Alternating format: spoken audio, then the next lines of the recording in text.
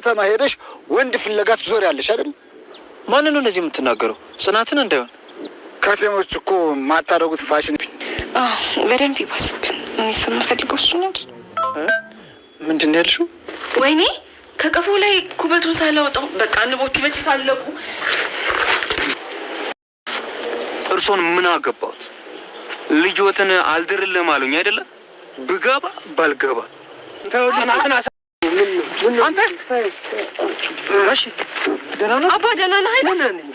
ጽናት ምንም እንኳን ከኪራ ጋር ያላት ነገር ቢስተካከልላትና ልክ እንደ በፊቱ ፍቅራቸውን ማደስ ቢጀምሩም በሌላ በኩል ደግሞ ወጥመድ የሆነባት በቀለ አሁንም ከስር ከስሯ ማለቷን አልተውም። ከጽናት አልፎም እንግዲህ አባቷ ጋር ደርሷል። ያለፈውን ነገር እየቆሰቆሰ ነገር ካልጫርኩ ማለቱን ቀጥሏል። ለምን ልጅን በግድ አስገድደህ አልዳርከኝም በማለት የልጁን ቁጣ ከአባቱ ላይ እየተወጣም ይገኛል። በቀለ እንግዲህ ጽናት ሌላ ሰው ጋር ሆኖ ሲያያት እንደ አዲስ ፍቅሩ የተቀሰቀሰበት ይመስላል። በዚህ የተነሳ ደግሞ በወጣና በገባ ቁጥር እየጠጣም ይገኛል። እንዲሁም ደግሞ ጽናት ዝቅ ስላረገችውም በጣም ተበሳጭቶ የወንድሙን ምክር ተከትሎ እንግዲህ አባቷን ለማሰቃየት እየሞከረ ነው። በዚህ የተነሳ ኪራና ቅዱስም ሕግ ባለበትማ እንዴት አባሽን ደፍሮ ይመታዋል በማለት ለሕግ አሳልፈው ሰጥተውታል። ይባስ ብሎ በዛብህ የተባለው ደግሞ ወንድሜን እስር ቤት እንደከተታችሁ ታስወጣላችሁ እያለዛም እናንተ አንከራረምም በማለት ዝቶባቸው ይወጣል ከቤት። የናሆም አባት እንግዲህ ከፊልድ መልስ መጥቶ ከጽናት ጋር ለማውራት ገና እድሉን አላገኘም። ቢሆንም ከጽዮን ጋር እንግዲህ አንዳንድ ነገሮችን አውርተዋል። ጽዮን እንግዲህ ቤት ጋር ቁጭ ብሎ አግኝቷታል። አለምዬ የለችም እንዴ በማለት ሲጠይቃት የለችም ወጣ ብላለች አለችው። አቤት ንቀት መሆንሽ ነው ግን እንደዚህ ግርም ብለሽ የምታይኝና እንደዚህ የተቀመጥሽው ይላታል። ጽዮንም እንግዲህ አዎ ተሮ የእሷ ነው የመዞሩ የመውጣቱ ትላለች። እዚህ ቤት መጥቼ በቃ ስራዬ መጎለት ሆነ አይደል በማለት እንግዲህ በንቀት ነበር ያናገረችው። በሌላ በኩል ጽናትና ኪራ እንግዲህ ወክ እያደረጉ እያለ ያ በዛብህ የሚባለው ሰው ያያቸዋል። እንዲሁም ደግሞ ተቃቅፎ ነበረ። ኪራን ይመጣና ይወርድበታል። እንዲህ በቃ አንቺ ከተማ ከሄድሽ በኋላ ከወንድ ጋር መተቃቀፍ ነው አይደል ስራሽ? እሱ እንኳን ባይሆን ወግና ባህላችን አያውቀውም። አንቺ የምታውቀው እንዴት እንደዛን ነገር ትሰሪያለሽ? ለምን ታቅፊዋለሽ? በማለት እንግዲህ ኪራን ይናገራታል። ጽናትም እንግዲህ በቃ ተወኝ ራሴን ህይወት ልኖርበት ታወኝ ስትለው ኧረ እባክሽ ወዲያ እያለ እሷን መሳደብ ጀመረ። ኪራም እንግዲህ ቆይ በባለፈው ሁለት ሆናችሁ ስለመጣችሁ ነው እንጂ ማለት ጠቃላችሁ መስላችሁ ነው አይደለ በማለት ይነግረዋል። ኧረ እባክህ አሁን አንተ ወንድ ሆነ ነው ወይስ ሴት ነህ? ወይስ ደግሞ ጸጉርን ስለተቆረጥክ ብቻ ወንድ ነህ ትባላለህ? ቀሚስ ለብሰህ እኮ መሄድ ነው የቀረህ ሴት ብሎም እንግዲህ ይሰድበዋል። ኪራም እንግዲህ ጭራሽ እኔን ነው ሴት የምትለይ በማለት ያናግረዋል። ወጉንም አይዘዋል የወንድነቱን በማለት እንግዲህ ዛተበት። ጽናትም እንግዲህ በጣም ተናደደችና ተጮህበታለች። ከእኔ ምንድን ነው የምትፈልጉት? በቃ ስራችሁን ስሩ፣ ኑሯችሁን ኑሩ፣ እኔ አሁን የራሴ ህይወት አለኝ ትለዋለች። ወንድምን ማግብቷል ግን ለምንድን ነው የማትተወኝ ትለዋለች። በዛብህ የተባለውም እንግዲህ አንቺን ማን ይፈልግሻል? እንኳን ለእኔ ለአባትሽም እኮ አልታዘዝሽ። አንቺ ማለት እኮ የሰርግሽን ድፍድፍ የደፋሽ ሰውነሽ በማለት እንግዲህ ጽናትን ይሰድባታል። ኪራም እንግዲህ ድፍት ያርግሽ ብሎ ሲሰድባት ምንም ብትል በቃ እኔ ጽናትን እፈልጋታለሁ አሁን ዞር በሌለኝ ከመንገዴ በማለት መንገዳቸውን ቀጥለዋል። ኪራ እንግዲህ ጽናትን ለማንም ማሳለፍ ያልሰጣትም በማለት እንግዲህ መንገዳቸውን ጀምረዋል። ያ በዛብህ የተባለ አሁንም መዘቱን ስላላቆመ እርግጠኛ ነህ በማለትም ጠየቃ። ሰኑና ኪያ የሰው ማለት በቃ የመንደሩ ታዳጊ እንዲህ በቃ ግን ባህላችንን እያወቅሽ ከማታውቂው ሰው ጋር ትተቃቀፊያለሽ። ከተማ ሄደሽ ወንድ ፍለጋ ትዞሪያለሽ አይደል? ማንን ነው እንደዚህ የምትናገረው? ጽናትን እንዳይሆን። ከተሞች እኮ ማታረጉት ፋሽን የለም። ብዙ ነገር ስለምትቀልድ ኪያና ሰኑ ሊረዷት አልቻለም። ለሰኑ ልትነግራት ስትል በሚያገኘው አጋጣሚ ሁሉ ያ የጎዳናለች ናኦል የተባለው ጥልቅ ይልባላል። ግን እዚህ ስመጣ ባሰብኝ። በደንብ ይባስብን። እኔ ስምፈልገው እሱ ነው። በጣም ምንድን ነው ያልሽው? ወይኔ ከቀፎ ላይ ኩበቱን ሳላወጣው በቃ ንቦቹ በጭ ሳለቁ ምንድን ነው ሁሉም እየመጣን ላይ የሚነሳብኝ? አንቺ አፍሽን ዝጊ። ስለመለሰችላቸው እኔ በሰዎች ጥፋት ምናምን መወቀስ አልወድም። ከፈለግሽ ደግሞ በራሴ ወቀሽ። እርሶን ምን አገባው? ልጆትን አልድርልም አሉኝ አይደለም? ብገባ ባልገባ እርሱ ምን ቤት ኖት? ምንድን ያገባውታል? እንዲሁም እርሱ ነው ጠላቴ። ልጆት ጽናትን አግባ ብሎ ቢያስገድዳት ኖሮ እኔም ታገባኝ ነበር። አሁን ባለፈ ነገር አንጨቃጨቅ፣ ሂድ። እንደውም ይገሉታል። ጽናትን አንተ እሺ፣ ደህና ነህ አባ? ደህና ነህ አይደል? ያስጨነቅ የሚባለውም እንግዲህ ወደ ኪችን ከሄደ በኋላ ኒናን ማስጨነቅ ጀመረ። አንቺ የማትረቢ ቀሽም ዝም ብለሽ የማትባዩን ነገር ታወሪያለሽ አይደለም? ለምን አርፈሽ አትቀመጭም? እኔ የምልሽን ነገር ለምን አሰሚም? አንድ ነገር ትንፍሽ ላለው ብትይ ምላሽን የምቆርጥልሽ እያለ ማስፈራራት ጀመረ።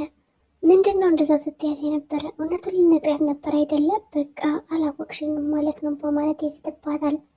ኒና ታዲያ ከኔ ምንድን ነው የምትፈልገው? ከኔ ምንም ማውቀው ነገር የለኝም ብትለው እሱ ግን እየሰማት አይደለም። ያናሁል የተባለም እንግዲህ የጎዳና ልጅ አይነት ላፈር እንጂ ተመረቁ አያውቅም በማለት እንግዲህ ኒና ያናገራታል። ኒና አሁንም ቢሆን እኔ ምን ያገባኛል ድፍት ያርግ እያለች እንግዲህ እሷን መሳደብ ጀመረች። የጎዳና ልጆች እንግዲህ ጨካኝ አይደሉም እያለ ራሱንም ማጽናናት ይጀምራል። ኒናም እንግዲህ ኧረ እንደዛ ነው በማለት ጥለው ሄደች። በሌላ በኩል እንግዲህ የጽናት አባትና ቅዱስ መንገድ እየሄዱ ያለ ብቻውን ይቀራል። ጋሽ እንግዲህ በመንገድ እየሄደ ያለ ያ በቀለ የሚባለው ጭብስ ብሎ ሰክሯል። ልጅ ምን ነው አፈ እኮ ጋንጋን ይሸታል፣ በሰላም ነው እና እስኪ ደከፍል አድርገና ወደ ቤት ላደርሰብ በማለት የጽናት አባት እንግዲህ በቀልን ለመደገፍ ይሞክራል።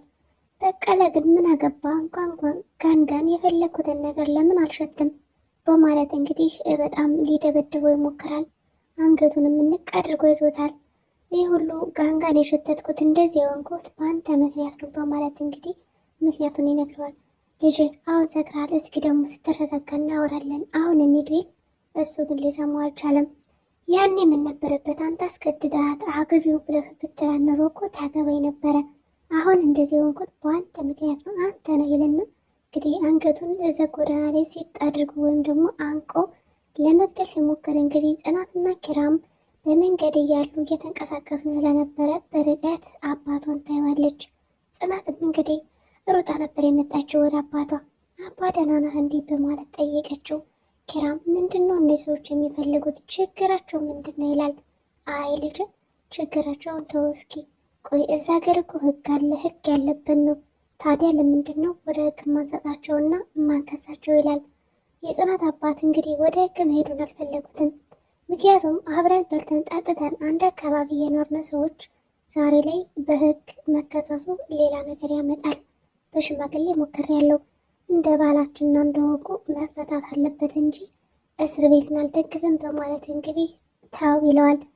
ኪራ በጣም ይበሳጭና ይሄማ እንደዚህ መሆን የለበትም በማለት እንግዲህ ሊከስ ይሄዳል። እንግዲህ በቀለ እገልሃለሁ ሲለውም ነበር። ኪራም እንግዲህ በጣም ተናዶ መንገድ ላይ እየሄደ ቅዱስን ያገኘዋል በመንገዱ። ቅዱስም ወዴት እየሄድክ ነው ይለዋል። ወደ ህግ ልሄድ ነኝ፣ ሊከሰው ነው። ያን የጽናትን አባት እኮ ሊገለው ነበረ። ዝምማ ማለት የለብንም፣ እነዚህ ሰዎችማ በጣም ጠግበዋል በማለት እንግዲህ ከቅዱስ ጋር ለማውራት ይሞክራል። ቅዱስ እንግዲህ ተረጋጋ፣ ጉዳዩን እነሱ ያውቃሉ፣ ጋሽ ያውቃሉ፣ አትቸኩል ይለዋል። እኔ እኮ ሲጀመር መንገድ ጠፍቶብኝ ነው እንጂ እዚህ ጋር የሆንኩት እየፈለግኩ ነበረ እንዴት ይላል። እንግዲህ ቅዱስ በማያውቀው መንገድ ተሳስቶ ገብቶ ነው እንደዚህ ሊገደል የተዳረገው ወይም ደግሞ በቀለ የዛተበት ብቻውን ስላገኘው ነው። ቅዱስም እንግዲህ እሺ በማለት አብረው ይሄዳሉ። ኒናም እንግዲህ በጣም ፈርታለች። ያ ሰውዬ አሁንም እያስፈራራት ነው። ሰኒ እባክሽ እርጂኝ እያለቻት ነው። እሺ ምንድን መረዳሽ እስኪ ንገሪኝ አለቻት። ይኸውልሽ ናከናቲ ጋር አብራችሁ ደሩ ተብሏል ነበረ። እሺ እናም እሱ የለም እያለች እንግዲህ ናቲ እንደታገተና በዚህ አስጨናቂ በሚባለው ሰውዬ እሷም ታግታ እንዳለች ለመናገር ብትሞክር ሰኒ አሁንም ቢሆን ምንም እየተረዳቻት አይደለም። ይባስ ብሎ እንግዲህ ሁሉን ነገር ልትናገር ስትል ያስጨናቂ የሚባለው ሰውዬ ፊት ለፊቷ መጥቶ ድቅን ይላል። ያስጨናቂ መጣና እንግዲህ ብቻዬን አልሆንኩም አለች። ሰኑም እንግዲህ ጉዳዩን እኔ የምልሽ ኒና ይህ ግን ዘመድሽ ነው ወይስ ምንድን ነው? የመቼ ዘመድ በማለት ጠየቀቻት። እረ ዘመድ አባቱ ይውጣ በማለት እንግዲህ ተሳደበች። ሰኑ ግራ ግብት አላት። እንዴት ዘመዷ እንድትሳደባለች? ወዲያውኑ ደግሞ አጅሬ መጣና ሰኑን እንዴት ነሽ እያለ ማባበል ጀመረ። ኒናም እንግዲህ ተነሽ እስኪ ወጡ እያረረ ነው ሂጂና ማስይ ይላታል። እዚህ መጠቀም የምትነግረኝ ብታማስሉ ምን ነበረበት በማለት እንግዲህ በቁጣ ትነሳለች። እንግዲህ ሰኑን ካያ በኋላ ከዚህ ጋር የሆነ ዝንብ ነገር አለች በማለት ላይት ያበራል ያጠፋል። ሰኑ አሁንም ትክ ብላ ታየዋለች። ምንም አልገባትም። በዛብህ የተባለውም እንግዲህ እስር ቤት ስለገባ ወንድሙን ደግሞ ተመልሶ መጣ ወደ ጽናት ቤት። እንግዲህ የጽናት አባትን በእርጋታ ለማናገር ሞክሯል። እናንተ የኔ ወንድም እዛ እስር ቤት ገብቶ እናንተ እዚህ ተሰብስባችሁ ቡና ጠጥጣላችሁ አይደል በማለት ይዝትባቸዋል። የጽናት አባትም ና እስኪ የደረስክበትን ጥቁር ቡና ጠጥተህ ትሄዳለህ ግባ ሲለው እንግዲህ ምራቁን ይተፋባቸዋል። እኔ ነኝ ከአንተ ከባላንጣይ ጋር የምጠጣው አፈር ጠጣ፣ ያንተን ቡና ጠጣው ማለት የወንድሜን ደም ጠጣው ማለት ነው በማለት ይተፋባቸዋል። በስተርጅና ከዚህ ቃልን አንተ አጥበህ ጭራሽ ደግሞ እኔ ከአንተ ጋር ቡና ልጠጣ ነው በማለት እንግዲህ ያዋርደዋል። ከእንግዳዎቹ ፊት ቅዱስና ኪራ በግርምት ያዩታል። እባክህ ተረጋጋ ቢሉትም እየተረጋጋ አይደለም።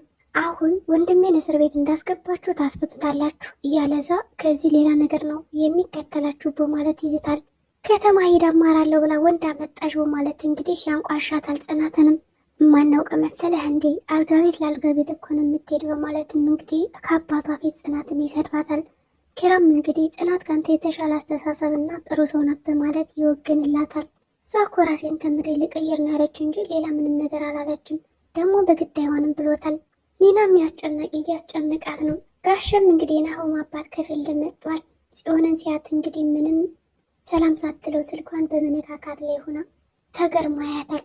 ሰላም እንዴት ነሽ? ሰላም ጋሻ አለችው። በቃ ስሬ እኮ እዚህ ቤት መኮለት ሆነ አይደለም። አለምዬስ? እሷ ወጥታለች። አሀ ተረው የልሷ ነው ማለት ነው የመንቀሳቀሱ። እኔ በጣም ነው ግርም የምትይኝ። አለም እኮ ወደ ውጭ የምትወጣ ሴት በጣም አትወድም ነበር፣ ግን በጣም እያስገርምሽ ነው አንቺ ይላታል። በሌላ በኩል ሰኑና ኪያ አሁንም እሷን ለማናገር ቢሞክሩ ኒናን ምንም የገባቸው ነገር የለም። በቃ እንሂድ በማለት እንግዲህ ይወጣሉ። አሁን ደግሞ ፈልጓት እግሯንም እጇንም ማስሮ ስላስቀመጣት የት ናት በማለት ሲጠይቁት ያስጨናቂ የተባለ ሊያስጨንቁኝ እኮ አላውቅም ሰው ወጥታ ይሆናል በማለት ይሸኛቸዋል። እንዲህ አሁን አብራችሁ አልነበራችሁ? በቃ አላውቅም አለ። እንግዲህ እነሱም በቃ ከሌለችማ መውጣት አለብን ብለው ወጡ። ኒናም ታግታ ትገኛለች። ፍታኝ በቃ ምንም አላረግ በማለትም እንዲፈታት አድርገዋለች። ሰኑና ኪያም ወደ ቤታቸው እየሄደ እንግዲህ ስልክ ይደወላቸዋል። ስልኬ የለውም ባትሪ ነበር በማለት እንግዲህ ጉዳዩን አጠር አድርጋ ነገረቻት። የዛሬው ቪዲዮ ይህን ይመስላል። በቀጣይ ቪዲዮ እስከምንገናኝ መልካም ጊዜ ሆነላችሁ።